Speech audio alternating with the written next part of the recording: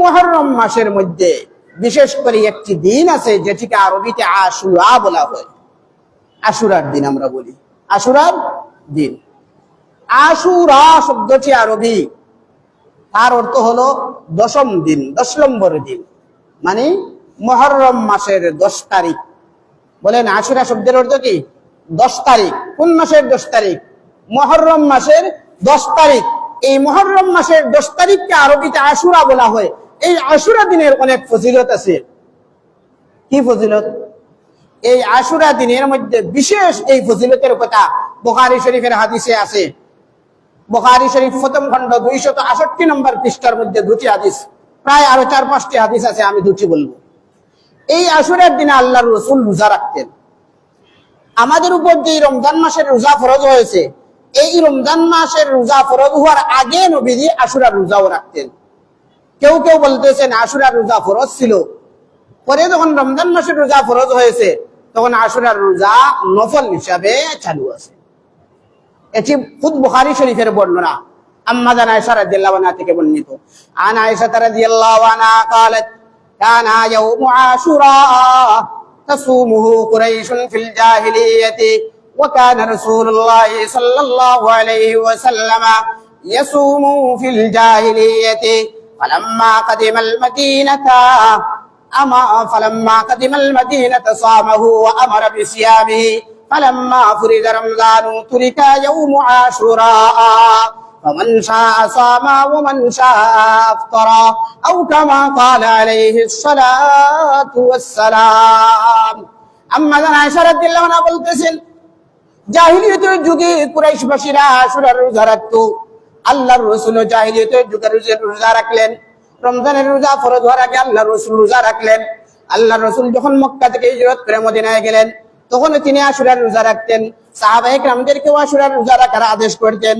ফালাম্মা ফুরিদা রমজানু, অতঃপর হিজরত করে মদিনায় যাওয়ার পর যখন রমজান মাসের রোজা ফরজ হয়ে গেল, তুরিকা ইয়াউমু আশুরা, আল্লাহর রাসূল আর আশুরার রোজাকে ফরজ হিসাবে রাখতেন না।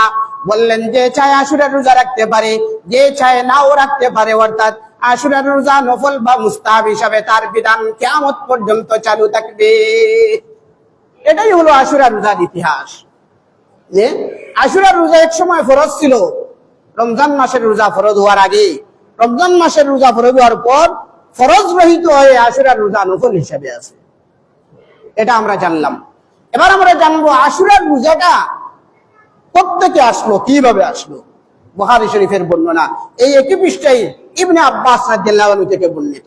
عن ابن عباس رضي الله تعالى عنه قال قدم النبي صلى الله عليه وسلم المدينة فرأى اليهود تصوم يوم عاشوراء فقال ما هذا؟ قالوا هذا يوم صالح وهذا يوم نجى الله بني إسرائيل من عدوهم فصامه فقال أنا أحق بموسى منكم فصامه وأمر بصيامه। রাইসুল মুফাসসিরিন আব্দুল্লাহ ইবনে আব্বাস রাদিয়াল্লাহু আনহু বলতেছেন, আল্লাহর রাসূল যখন হিজরত করে মক্কা থেকে মদিনায় গেলেন, গিয়ে দেখলেন ফারা আল ইয়াহুদা তাসুমু ইয়াউমা আশুরা, ইহুদিবাসীরা আশুরার রোজা রাখে, মানে মুহররম মাসের 10 তারিখে রোজা রাখে।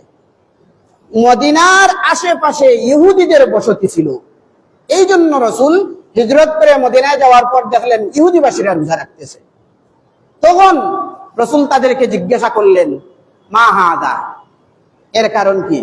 আপনারা এই আশুরার দিনে মুহররম মাসের 10 তারিখে রোজা রাখেন, বিশেষ করে এর কারণটা কি? তখন তারা বলল, হাদা ইয়াউমুন সালিহুন হাদা ইয়াউমুন নাজ্জাল্লাহু বানি ইসরাঈল মিন আদুওয়িহিম। তারা বলল, এই দিনটি হলো পুণ্যময় দিন, বরকতময় দিন, কল্যাণকর দিন। এই দিনে নাজ্জাল্লাহু বানি ইসরাঈল মিন আদুওয়িহিম, এই দিনেই আল্লাহ তাআলা মুসা আলাইহিস সালাম এবং তার উম্মতদেরকে ফেরাউনের বাহিনী থেকে মুক্তি দিয়েছিলেন। বলুন না সুবহানাল্লাহ। এই যে ফেরাউন আর তার বাহিনী নিয়ে মুসা আলাইহিস সালামের পিছনে আসছিল তাদেরকে পাকড়াও করার জন্য, তখন দরিয়ার মধ্যখানে যে তারা গিয়েছিলেন, এই দরিয়া পাড়ি দিয়েছিলেন মুসা আলাইহিস সালাম এবং তার উম্মতগণ মুহররম মাসের 10 তারিখে, এই আশুরার দিনে।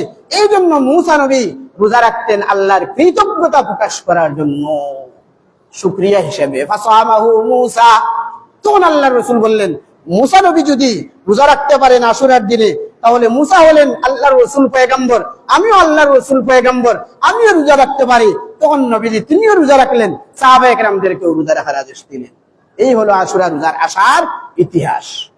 তাহলে আমরা কি জানলাম আলোচনা সংক্ষেপে, সময় শর্ট, যে আশুরার রোজা ইহুদিরা সর্বপ্রথম রাখছে। কেন রাখলেন? যে মুসা নবী এবং তার উম্মতগণ ফেরাউনের কবল থেকে মুক্তি লাভ করেছিলেন, আল্লাহ মুক্তি দিয়েছিলেন এই মুহররম মাসের 10 তারিখ আশুরার দিনে।